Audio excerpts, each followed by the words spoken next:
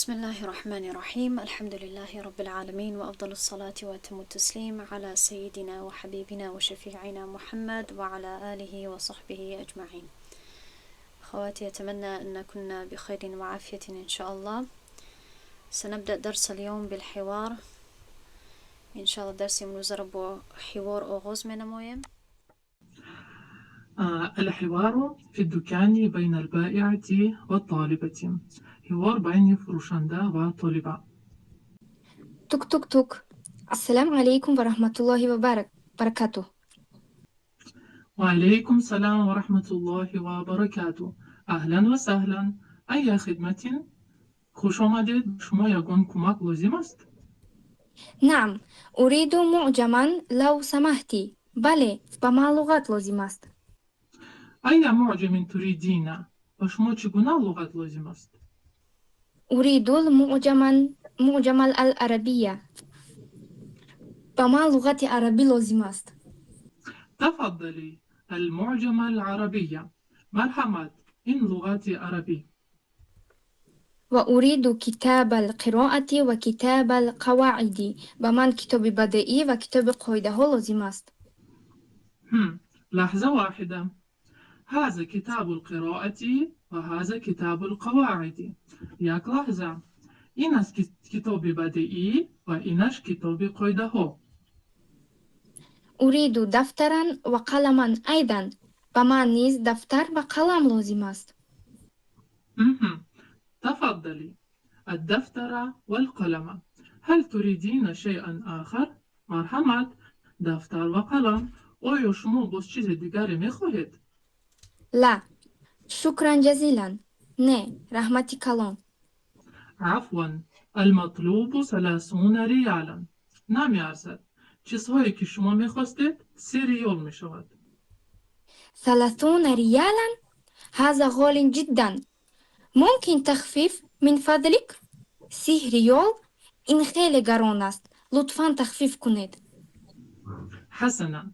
هل 20 ریالا مناسب لك؟ خب، آیا شما از 20 ریال قناعتمندید؟ نعم، هذا مناسب. تفضلي. هذه 20 ريال. بله، من قناعتمندم از چنین تخفیف. تشکر. لطفا این 20 ريال شما. شكرا. نحن في انتظارك مرة أخرى. تشكر. ما شما را باز انتظار هستیم. إن شاء الله. إلى اللقاء. إن شاء الله. تا بازدید. مع السلامة. تا بازدید. ماشاءالله، احسنتما. بهترین حوار بود. تنها یک خطایی که به من حالا معلوم شد این است فی انتظارو کی گفتید، فی انتظاری کی از سبب مجرور شدن. اما ماشاءالله به حد خوب بود، فهمو بود، روشن بود و اینچنین امیدوارم که در اکران نشان دادن این کلمه ها به شاگردان کمک کرد و روشن تر بود. خب، درس امروزه ما ادامه مبنی ها می باشد. در درس گذشته ما مبنی ها رو نظر کردیم، مبنی هایی که در حروف می باشند و مبنی هایی که در اسماء می باشند، در اسم ها. و در درس امروزه ما 3 صحیفه داریم در مورد مبنی هایی که در فعل ها می باشد.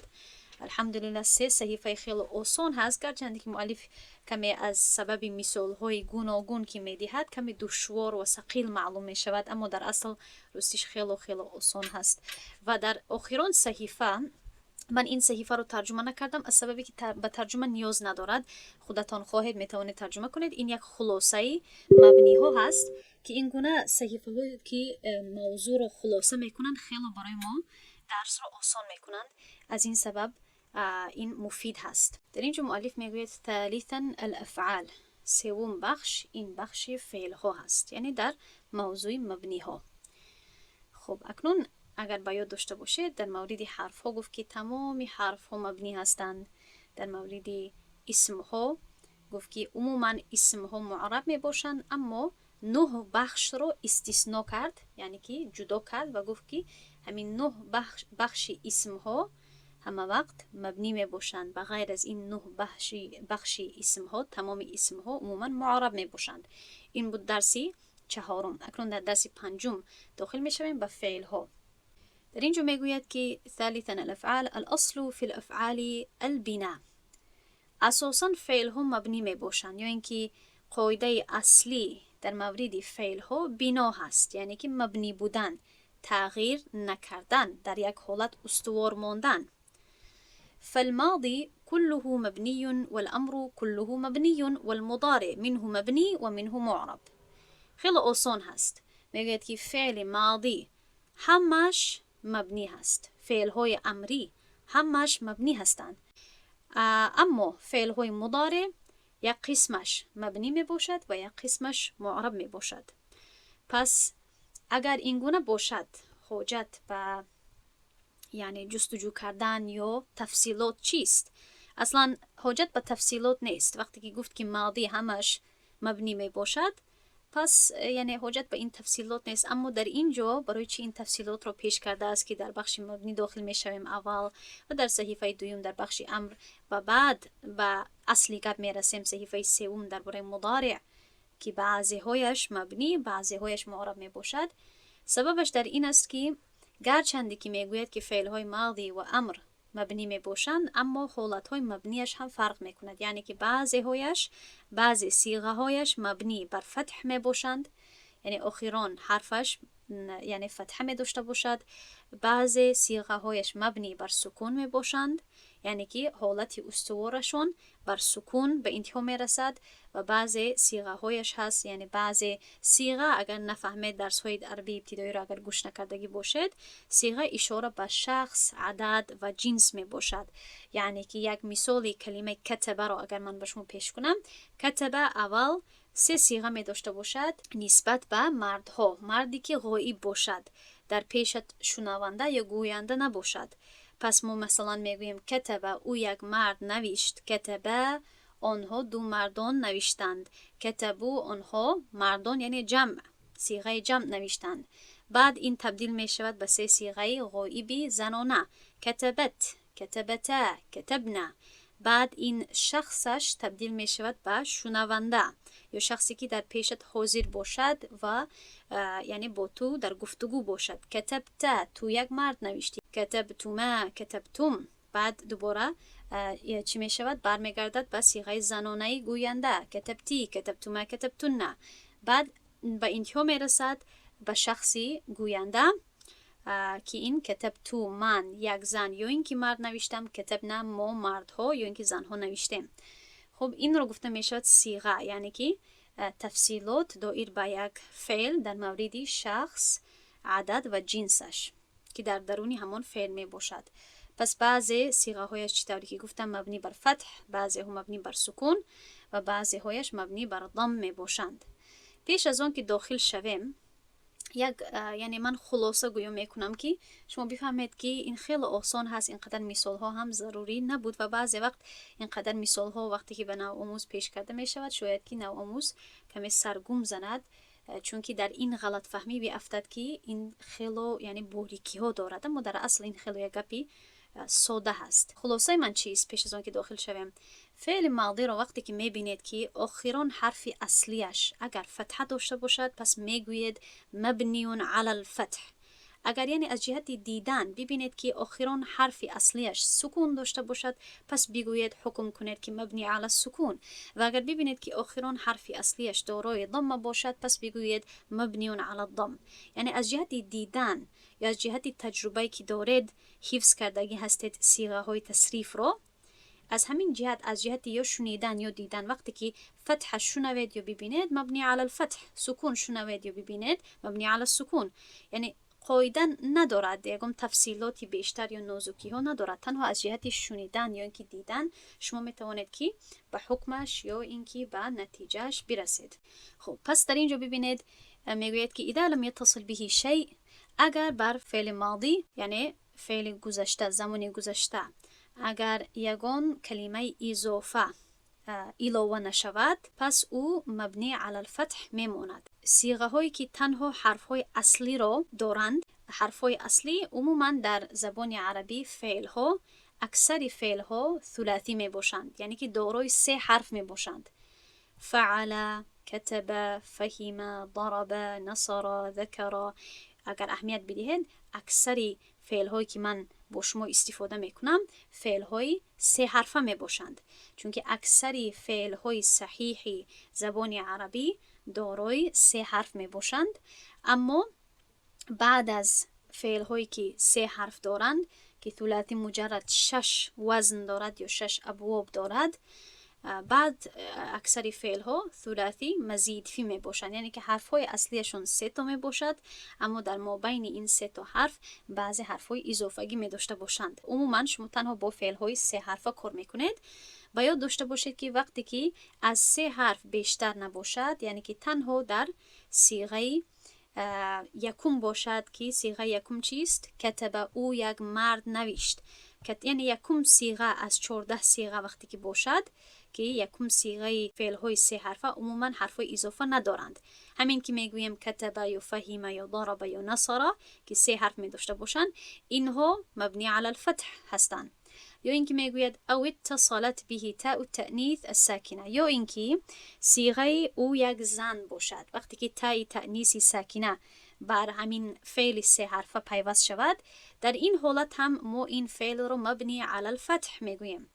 پس در اینجا نقطه خیلی مهم شد. ببینید که این فعل وقتی که از جهت نظر کردن، دیدن، وقتی که میبینید، نظر میکنید، شاید امکانیت هست که شما در این غلط فهمی بیافتید که در اینجا آخران حرفش تا هست. اما در اصل آخران حرفش تا نیست، چون که این اشاره میکند به صیغه این فعل. آخران حرفش اصلا با هست، چون که این فعل 3 حرفه هست و حرفهای اصلیش کف تا با هست. ما چگونه میتوانیم که حرفهای اصلی یک فعل رو شناسیم؟ با شناختن صیغه یکم. یعنی که عموما فعل های 3 حرفه با صیغه یکمشون شناخته میشوند یا نام گذاشته میشوند. پس وقتی که ما مثلا اگر خواهیم که تصریف کتبه رو بگوییم، عموما از یکم صیغه‌اش آغاز می شود و یکم صیغه‌اش دارای 3 حرف می باشد، تنها 3 حرف که اشاره می کند به او یک مرد همان عمل رو انجام دادن. پس این چون که با کتبه آغاز می شود، کتبه، بعد می شود کتبه، کتبو، کتبت، این 4م صیغه‌اش هست.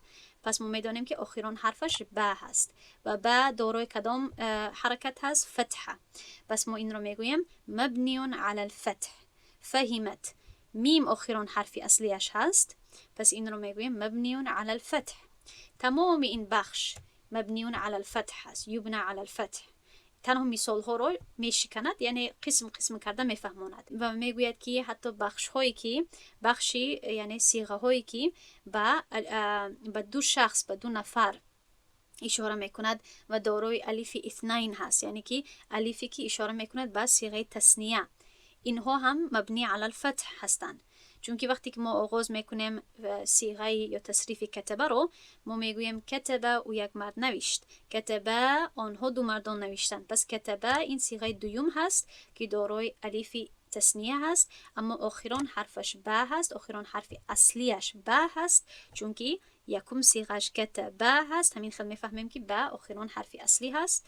پس این هم مبنی علی الفتح هست، استوار بر فتح. فهمه مبنی علی الفتح. آخران مثالی که میدهد میگوید که یا اینکه در آخرش چی پیوست شود؟ ضمیر نصب در آخرش پیوست شود، یعنی که یک ضمیری که مفعول بهی باشد، ضمیری که گیرنده عمل باشد، نه اینکه فاعل باشد. مثلا اگر این مثال هایی که پیش کرده است با کلمه با فعل ضرب پیش کرده است، ضرب، ضربه، ضربو. ضرب یکم صیغه‌اش معنای همین فعل زدن هست. پس ضرب او یک مرد زد. اکنون اگر کسی خواهد که یک جای نشین را در آخرش علاوه کند که آن جای نشین گیرنده عمل هست، یعنی کسی که زده می شود باشد، پس این جای نشینی نصب را یا اینکه مفعول را در آخر ما علاوه میکنیم. و اگر دارای همین گونه ضمیر نصب باشد، یعنی مفعول بهی به طوری یک جای نشین اگر علاوه کردگی باشد در آخر فعل، پس در آن وقت هم آخران حرفی همین فعل مبنی علی الفتح می باشد. پس ضربنی چی معنی دارد؟ او یک مرد، در اینجا این فعل به انتها می رسد. ضربه او یک مرد زد در زمان گذشته. نی معنی دارد من را، او یک مرد من را زد. پس این را وقتی که ما ترکیب میکنیم یا اینکه حل میکنیم، یعنی که از جهت لغت وقتی که تفصیلاتش رو می نویسیم یا بیان میکنیم، ما میگوییم که این فعل ماضی هست مبنی علی الفتح. خب آخران حرف اصلیش رو مقصد باید نظر کرده شود. اگر این تمام این تفصیلاتی تای تأنیث و الف تثنیه و ضمیر نصب رو اگر نفهمیده باشید باکی ندارد، یعنی اشکالی نیست. فقط شما همین قدر باید بدونید که عموما در فعل هایی که دارای 3 حرف هستند ما باید آخران حرف اصلیش رو نظر کنیم و وابسته به این که کدام حرکت رو دارد ما حکمش رو همین گونه میگوییم که مبنی علی الفتح یا اینکه السکون یا اینکه الضم.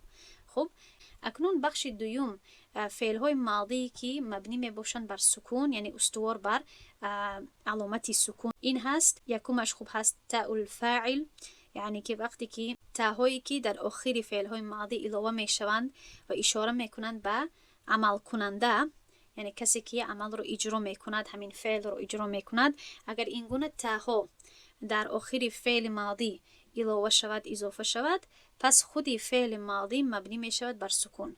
در اینجا نظر کنید کتبتو، من نوشتم. پس آخران حرف اصلی این فعل کدام هست؟ با. در اینجا هم با، در اینجا هم با. همه این با ها رو اگر نظر کنید بالای تمام این با ها چی هست؟ سکون هست. پس ما تنها میتوانیم همین گونه گوییم که مبنی علی السکون.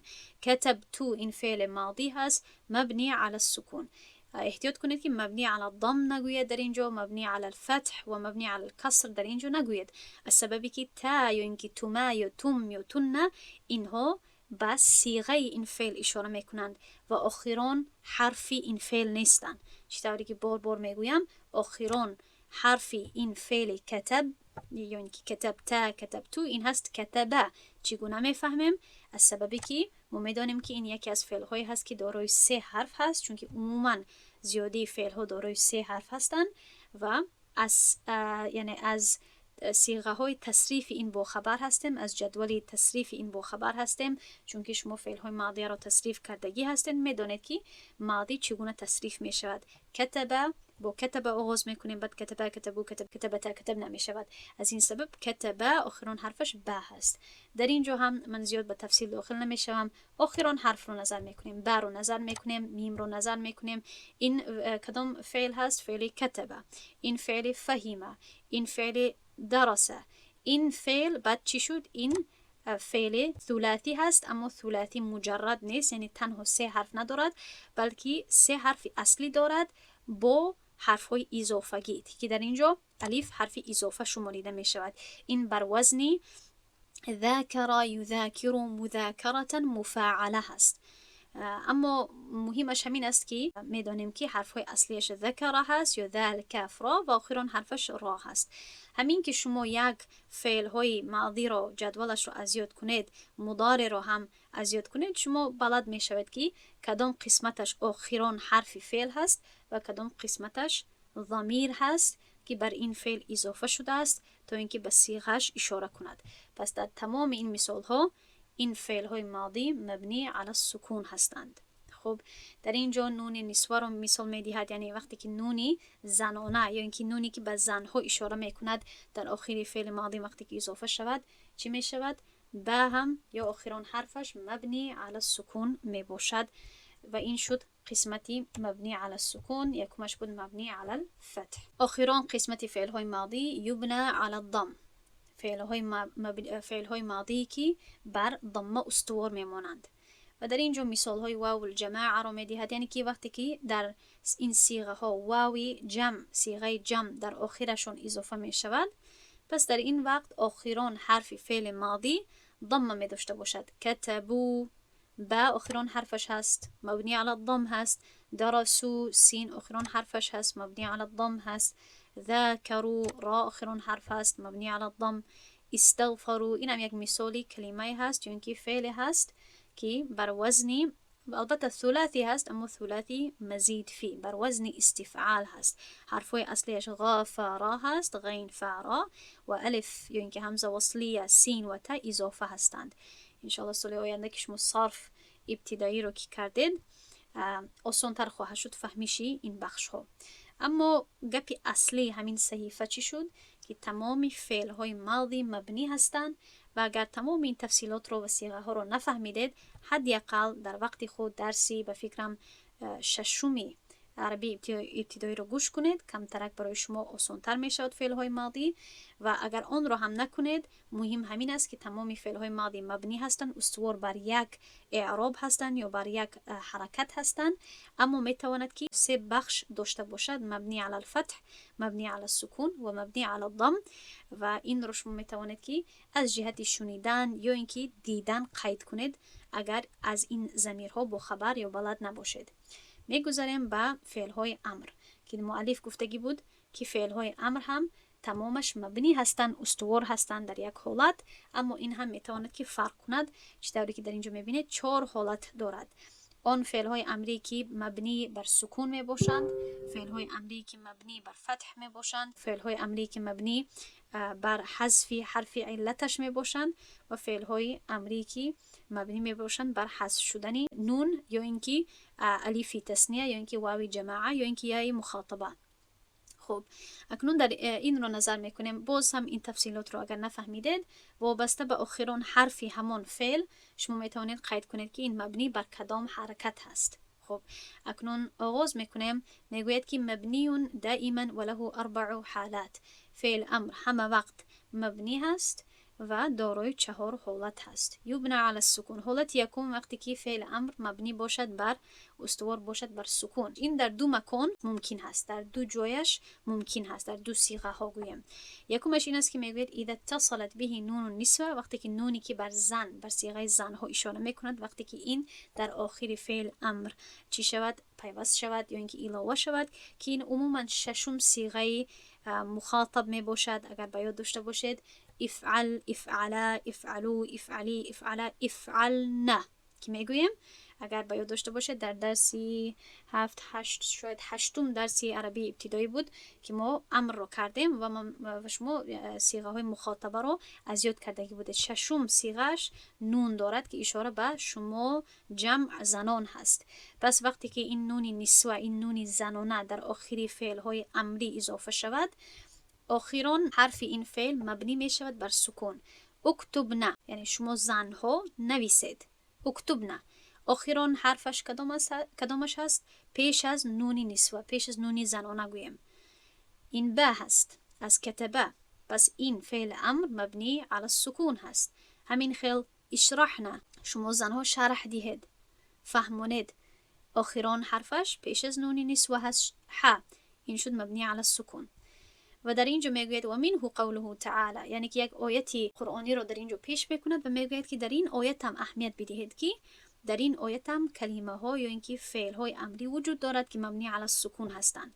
من این میانه‌اش رو نمیفهمم چون این کمی دیگر هست، اما اینش رو نظر کنید. اقیمنا و اطیعنا. اقیمنا الصلاة، نماز رو برپا دارید، قائم کنید. پس اقیمنا پیش از نون نسوه رو نظر کنیم، میم هست، اینم فعل امر هست مبنی علی السکون. اطیعنا الله و رسوله، و الله و رسولش رو اطاعت کنید. اینم اطیعنا چی میشود؟ مبنی علی السکون، فعل امر هست مبنی علی السکون، چون که عین آخران حرفش، آخران حرف همین فعل دارای سکون هست. و این شد یکم گویم که مثال بر مبنی علی السکون. دویمش میگوید که اذا كان صحیح الاخر ولم يتصل بآخره شيء، وقتی که صحیح آخر باشد، یعنی که وقتی که آخران حرفش حرفی صحیح باشد. این مقابل به چیست؟ چی معنا دارد؟ ما چی رو از اینجا حذف میکنیم یا استثناء میکنیم؟ مقابل به حرفای علت هست. اگر به یاد داشته باشید من به شما گفته بودم که حرفای علت الف واو یا می باشند و هر فعلی که در آخرش یا اینکه هر فعلی که الف واو یا نداشته باشد، مخصوصا در این بخش در آخرش آخران حرفش الف واو یا نباشد، یعنی که آخرش صحیح است، دارای حرفی صحیح هست. خب پس میگوید که اگر در آخرش الف واو یا نباشد و این چنین در آخرش یگان حرفی دیگر علاوه و اضافه نشود که اشاره کند به دیگر صیغه، که این عموما چی می باشد؟ یکم صیغه مخاطب به تو یک مرد.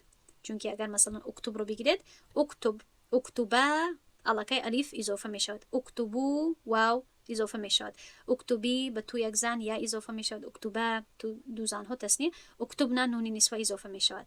پس تنها این دایر به یکم صیغه امر می باشد، امر مخاطب، و تمامی فعل هایی که الف واویه در آخرشون نباشد. خب پس ادرس، ببینید میگوید که اینها هم، این صیغه ها و این شکل ها هم مبنی علی السکون میباشند. ادرس، اکتب، افتح، اجلس، تو یک مرد درس خون. اکتب، تو یک مرد نویس. افتح، تو یک مرد کشو. اجلس، تو یک مرد نشین. استغفر، تو یک مرد استغفار طلب کن. پس این مثال های فعل های هست که آخرشون الف واویه ندارند و این چنین بر سکون مبنی هستند.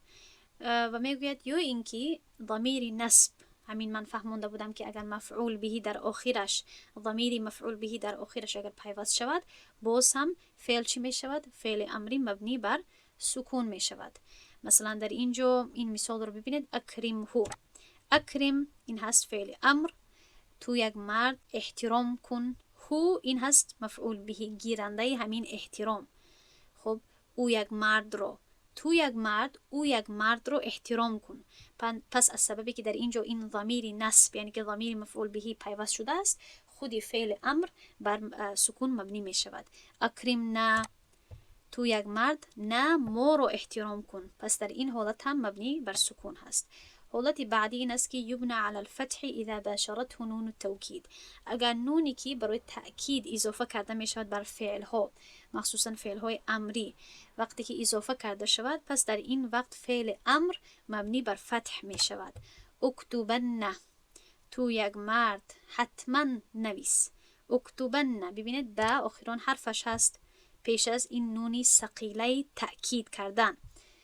ثقیله یعنی دارای تشدید. خب پس در این حالت آخران حرفش فتح دارد، در اینجا هم فتح دارد، در اینجا هم فتح دارد، در اینجا هم فتح دارد. پس در همه این حالت ها ما میگوییم که این فعل امر هست مبنی علی الفتح. ببینید که چخیل اگر شما این تفصیلات گراماتیکی رو هم اگر تا حال نفهمید، تنها از جهت دیدن و شنیدن و شناختن آخران حرف این فعل شما میتوانید که حکم کنید و بدانید که این مبنی بر چیست. خب سوم حالت این یبنى علی حذف حرف العله. این کمی دشوار شاید معلوم شود، اما در اصل دشوار نیست. من شما رو میفهمونم. شما الان میدونید حرف عله چیست. من به شما حالا گفتم حرف علت یعنی که الف واو یا، اینها را حرف علت گفته می شود. و اسم های و فعل هایی که دارای الف واو یا می باشند، آنها را ما فعل های صحیح نمیگوییم، صحیح و سالم نمیگوییم، بلکه حرف های علت دار، فعل های علت دار میگوییم. فعل های علت دار، فعل هایی که کمزور هستند، گویا که بیمار هستند، ساق و سالم نیستند. همین گونه اگر خواهید بفهمید، چون که الف واو یا دارند. همین که فعل الف واو یا داشته باشد خیلی از جهت تصریف دشواری پیدا میکند. برای همین ما این را گویا که فعل های بیمار یا فعل های علت دار میگوییم. خب که شما تشویش نشوید. عموما من که درس میدهم در اول، من هیچ وقت فعل های علت دار رو استفاده نمی کنم و اکثر فعل های زبان عربی صحیح می باشند، یا اینکه اکثر فعل هایی که به شکل عمومی و به شکل یعنی قیاسی تصریف میشن، آنها فعل های صحیح می باشند، یعنی که الف واو یا نمی داشته باشند. اما فرض کنیم که اگر فعل الف واو یا داشته باشد، چی می شود؟ در اینجا میگوید که بنا می شود یا اینکه مبنی می شود بر حذف شدن حرف علتش، یعنی که در اصل به طور طبیعی چی می شود؟ تصریف می شود، اما همان گویم که حرف علت دار، حرف عله می افتد، حذف کرده می شود اگر در آخرش باشد. میگوید اذا كان معتل الاخر ولم يتصل باخره شيء. اگر معتل آخر باشد یعنی چی؟ اگر علت دار در آخرش باشد، چون که فعل هایی که دارای حرف عله هستند آنها رو ما فعل های معتل میگوییم، مقابل به صحیح. من یک وقت اشاره کرده بودم که ما میتوانیم که همین فعل ها رو به 7 اقسام تقسیم کنیم. بعضی ها 5 اقسام میگویند، بعضی ها کمتر شماره رو دیگر میگویند، اما هدف همه یک هست که فعل های صحیح که الف واو یا نداشته باشند، همزه نداشته باشند، دو تا حرفی مانند نداشته باشند، یعنی تشدید دار نباشد، اینها رو فعل های صحیح مینامند. و مثلا فعل هایی که همزه داشته باشند در یکم جای یا دوم جای یا سوم جای، اینها رو فعل های محموز میگویند. فعل هایی که الف واو یا داشته باشند فعل های معتل میگویند. خب پس هدف مؤلف در اینجا همین قدر هست که فعل هایی که الف واو یا در آخرشون اگر داشته باشند آنها هم مبنی میشوند، اما بر حذف شدن همان آخران حرف. مثلا در اینجا اصلا این هست دعوا، حرفای اصلیش کدام هست؟ دال، عین، واو. و این را اگر ما به مانندی فعل اگر ما چی کنیم یا نصر اگر ما تصریف کنیم، تصریف امری اگر کنیم، این می شود انصر ادعو با واو، ادعو به مانندی انصر. اما همین واوی که در آخرش هست می افتد، حذف می شود و این رو ما می گوییم که فعل امر مبنی على حذف حرف العله، مبنی شده است بر افتیدنی یا حذف شدنی حرف علت دارش، حرف الف واویش که در اینجا کدام حرف حذف شدگی هست؟ واو. و چگونه ما میدانیم که واو هست؟ البته فعل رو میشناسیم که این دعوا هست، اما اینجا ضمه هم هست و این ضمه به ما اشاره میکند که حرفی که پس از عین افتیدگی هست این حرفی واو بود. اینجا این اصلا بود ادعو بر وزن انصر یا افعل اگر خواهیم، و این چی شد؟ واو حذف شد و این ماند ادعو، این گونه ماند. اکنون این اسعا، این فتحش به ما چی اشاره میکند؟ اسعا که میتوانید گویید که الف یا الف مقصوره در اینجا حذف شد. بله حالت اصلیش سعیا بود که شما میگویید یا، اینم نادرست نیست، اما بعد از تبدیل شدن این بود اسعا، این گونه بود اسعا. خب بعد از تعلیلش اسعا بود، یعنی که دارای الف بود، دارای الف مقصوره بود و این چی شد؟ الف مقصورش حذف شد و این ماند اسعا، این گونه با فتحه. و ارمی هم چی بود؟ ارمی با یا بود، ارمی این گونه یا داشت، ارمی، اما این حرف علتش حذف شد و این ماند ارمی، این گونه ماند. خب پس در تمام این مثال ها ما چی میگوییم؟ که این فعل امر هست مبنی على حذف حرف العله، از سببی که اینها مثال های فعل های معتل هستند. در اینجا مثال میدهد از آیه قرآن، میگوید که قوله تعالی ادعو الى سبیل ربک، و در اینجا مثالی ادعو رو می آورد که ما الان گذاشتیم ونها. ونها هم اصلا چی بود؟ اینها، این گونه، اینها، یعنی که همین فتحی که هست به ما اشاره میکند که این اصلا الف مقصوره داشت، یعنی الف داشت. خب این آخران حرفی که میبینید این الف هست، یا نیست، و این الفش حذف شد و فتح بالای ها ماند. و اتقی هم چگونه بود؟ اتقی این گونه، اتقی با یا، اما یای ساکنه چی شد؟ حذف شد و تنها با کسره ماند. خب یا میگوید او اتصل به ضمیر نصب، باز هم اگر ضمیر مفعول به پیوست شود در آخرش این چی میشود؟ مبنی على حذف حرف عله.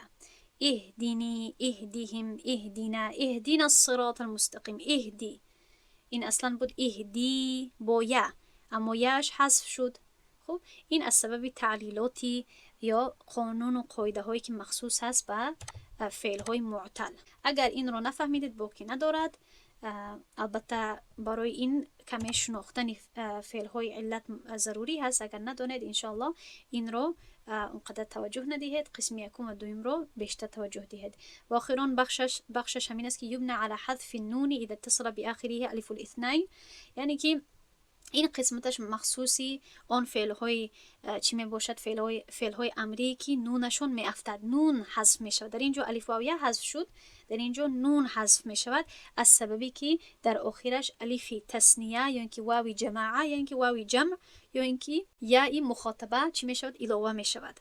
مثلا در اینجا اذهب، اصلا این بود اذهبانی، یا اینکه نونی تثنیهش در اینجا یعنی از در شکل مضارع وجود داشت، یذهبو یذهبانی، اما نونی تثنیهش در اینجا حذف می شود. پس ما این رو میگوییم که این فعل امر هست مبنی علی حذف النونی، از سببی که در اینجا الف تثنیه در این چی شده است؟ اضافه شده است.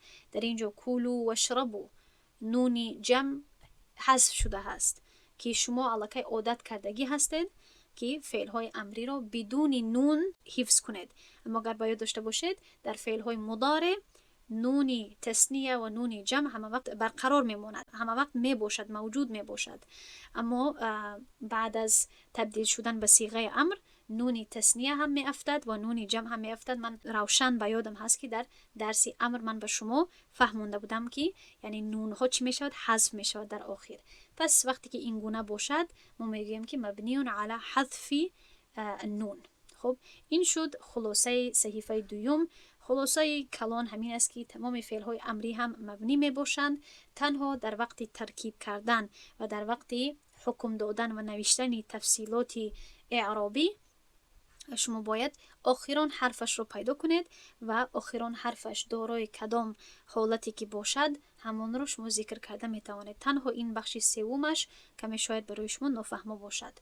و آخران صحیفه در مورد مضارع هست، یعنی و میگوید که المضارع منه مبنی و منه معرب. در فعل های مضارع هر دوی بخش ها موجود هست. قسمی از فعل های مضارع مبنی می باشد و قسمش معرب می باشد.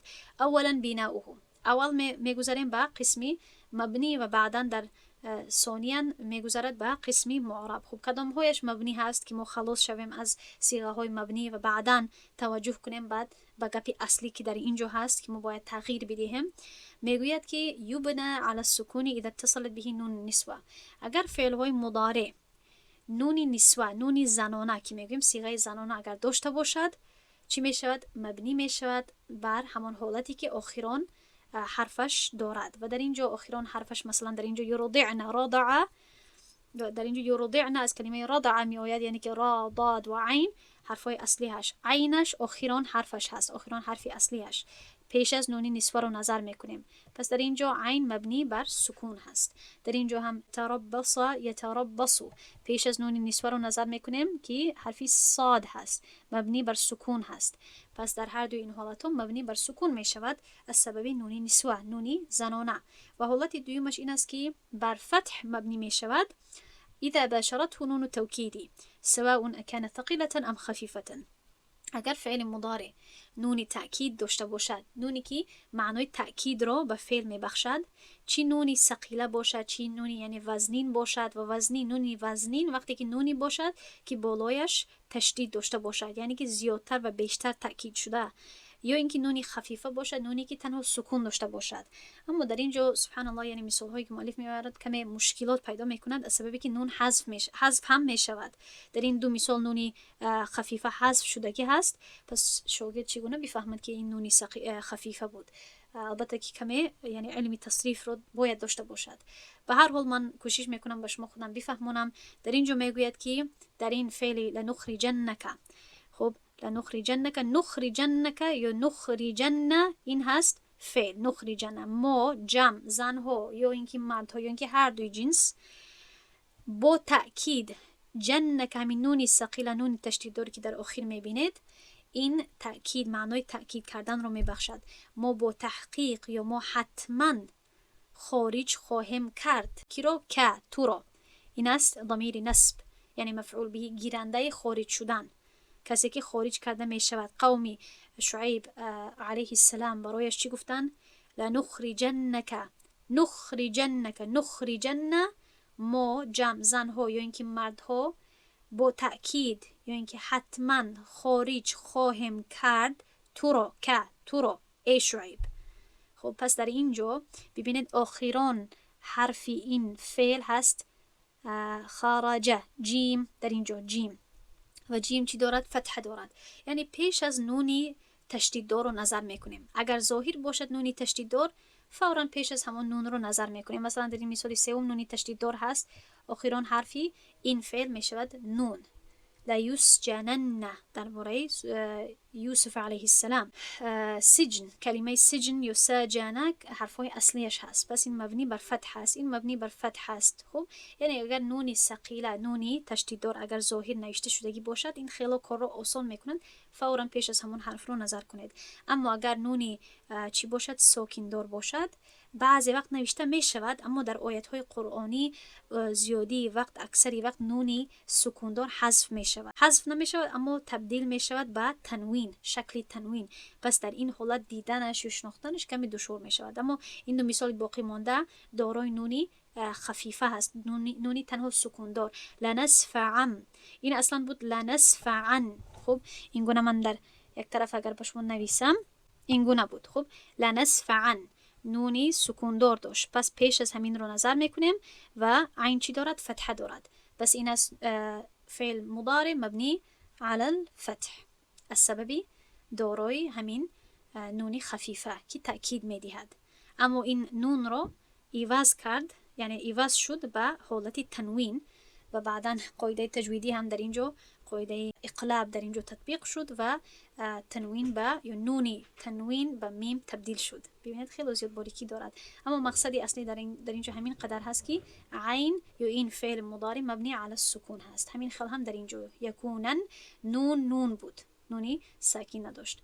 خب این بود دو بخشی مبنی بر مضارع، مبنی علی السکون می شود، مبنی علی الفتح می شود. اکنون نظر میکنیم که در کدام حالت ها فعل های مضارع معرب می شوند، یعنی که اعرابشون تغییر میکند، که این گپی اصلی هست. ما باید بدانیم که کی تغییر میکند، چگونه و بر چی تغییر میکند، تا اینکه ما در حالت نوشتن و گپ زدن تغییر دهیم. يعرب المضارع في غير الحالتين السابقتين فيرفع وينصب ويزجم. بهد آسان هست، توجه کنید الکی اینها رو شما میدانید. یعنی که بغیر از دو حالتی استثناء شده یا ذکر شده قبلی، یعنی که این حالت یکم و دوم رو میگوید که تمام دیگر کلمه های فعل های مضارع یا فعل های مضارع یا حالت های فعل های مضارع چی می شود؟ تغییر می کند، معرب می باشد.